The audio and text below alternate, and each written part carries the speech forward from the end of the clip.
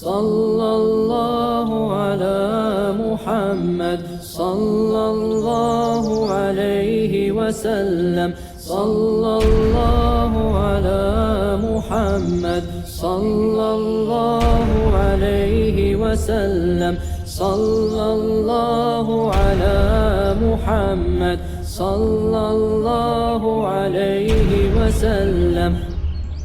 بسم اللہ الرحمن الرحیم۔ قصیدہ بردہ شریف کی 5ویں فصل ہے معجزات نبی صلی اللہ علیہ وسلم، شعر نمبر 84 میں خوش آمدید۔ 84 نمبر شعر میں حضرت ناظم رحمہ اللہ تعالیٰ فرماتے ہیں: تبارک اللہ ما وحی بمکتسب ولا نبی علی غیب بمتہم۔ ترجمہ دیکھ لیں۔ اللہ تعالیٰ کی ذات مقدس ہے، بلند و بالا ہے، وہی کسب اور اختیار سے حاصل نہیں کی جا سکتی ہے، اور نہ ہی نبی پر غیب کی باتوں پر تہمت لگائی جا سکتی ہے۔ ایک ایک لفظ کا ترجمہ دیکھ لیں۔ تبارکہ، اس کا مطلب ہوتا ہے بلند ہونا، مقدس ہونا۔ اللہ یعنی اللہ کی ذات بلند و بالا ہے، اللہ تعالیٰ کی ذات مقدس ہے۔ ما، اس کا مطلب ہوتا ہے نہیں، وہی۔ آگے لفظ دیکھیں، مکتسب۔ مکتسب یہ کسب سے ہے، کسب کہتے ہیں کمائی کو، یعنی جو چیز کمائی کر کے حاصل کی جا سکے اس کو مکتسب کہا جاتا ہے۔ تو مطلب کہنے کا یہ ہے کہ جو وحی ہے، وحی الہی ایسی چیز نہیں ہے کہ کوئی شخص محنت کر کے، کوشش کر کے، مجاہدہ کر کے، جد و جہد کر کے، کمائی کر کے حاصل کر سکے، ایسی چیز نہیں ہے، یہ خالص اللہ تعالیٰ کی عطا کردہ چیز ہے۔ ولا، واو اس کا معنی ہوتا ہے اور، لا نہیں، نبی، علا پر، غیب کی باتیں۔ آگے لفظ دیکھیں، متہم ہے تہمت سے، یعنی نبی کی ذات ایسی ذات نہیں ہے جس پر غیب کی باتوں کی تہمت لگائی جا سکے۔ نبی کوئی بھی غیب کی بات پہنچاتا ہے تو وہ خالص اللہ تعالیٰ ہی کی جانب سے ہوتی ہے۔ اب چلتے ہیں اس شعر کی تشریح کی طرف۔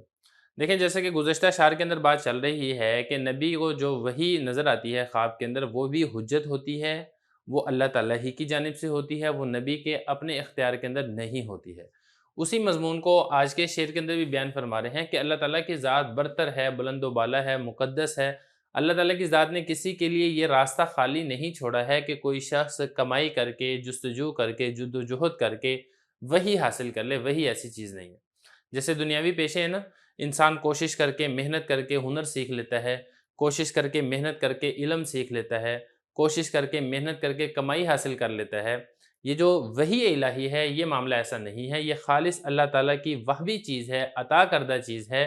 لہذا اگر نبی کو وحی کی بات بتائے گا، چاہے وہ بات اس کو خواب میں نظر آئی ہو، چاہے وہ بیداری کی حالت میں کوئی بات کہے، وہ ساری کی ساری بات اللہ تعالیٰ ہی کی جانب سے ہوگی، وہ نبی کے اپنی جانب سے نہیں ہوگی۔ اور اسی طریقے سے آگے فرمایا، وَلَا نَبِيٌّ عَلَىٰ غَيْبٍ بِمُتَّهَمٍ، نبی کی ذات ایسی ذات ہے کہ غیب کی باتوں پر اس پر تہمت نہیں لگائی جا سکتی ہے۔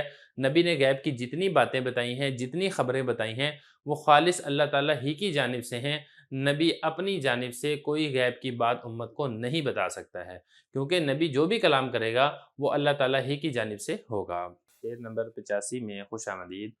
آج کے شعر کے اندر بھی نبی کریم صلی اللہ علیہ وسلم کے کچھ معجزات کا بیان کیا جائے گا۔ حضرت ناظم صاحب فرماتے ہیں: کم ابرأت واسبا باللمس راحتہ واطلقت عریبا من ربقۃ اللمم۔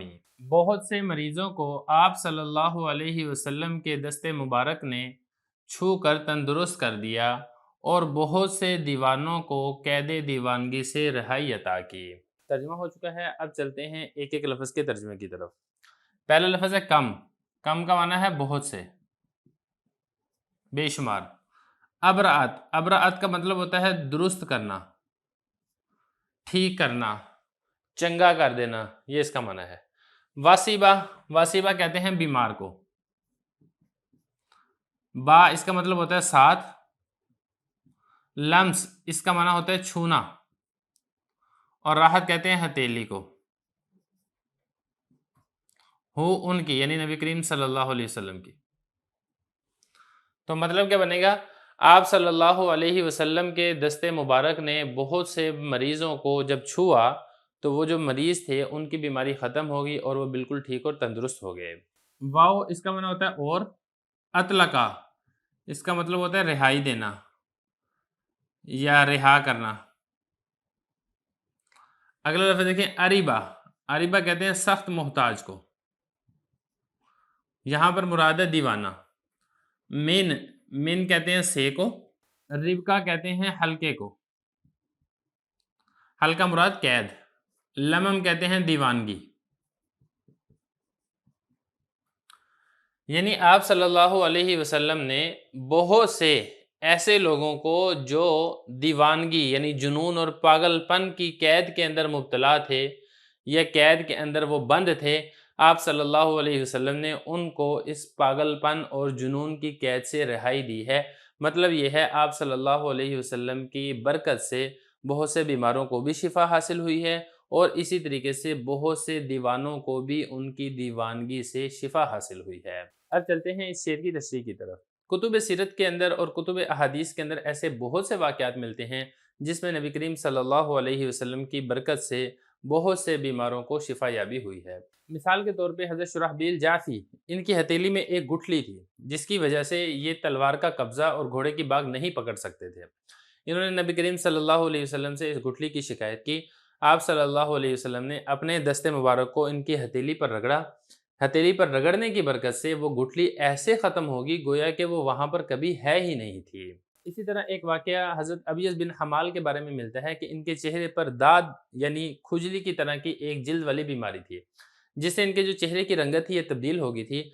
आप सल्लल्लाहु अलैहि वसल्लम ने इनको बुलाया और इनके चेहरे के ऊपर अपना दस्ते शिफा फेरा है जिसकी वजह से इनका चेहरा बिल्कुल ठीक हो गया। वो जो बीमारी थी दाद की वो बिल्कुल ख़त्म हो गई। इसी तरह जंग ओहद में हज़रत कतादा रज़ियल्लाहु अन्हु की आँख पे ज़ख़म लगा और ये जो आँख थी ये निकल कर इस तरीके से चेहरे पर लटक गई।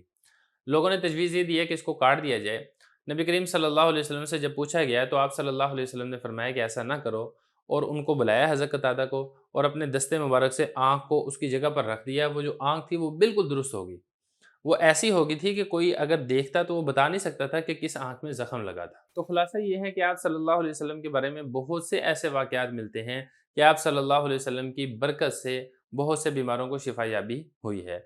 खुद ये जो नाज़िम हैं अल्लामा बुसीरी रहमतुल्लाह ताला, इनका वाक़या भी जैसा कि मैंने शुरू के अंदर आपको बताया है, इनके ऊपर जैसे फालिज का हमला हुआ था, इनको भी नबी करीम सल्लल्लाहु अलैहि वसल्लम की बरकत से शिफा याबी हासिल हुई थी।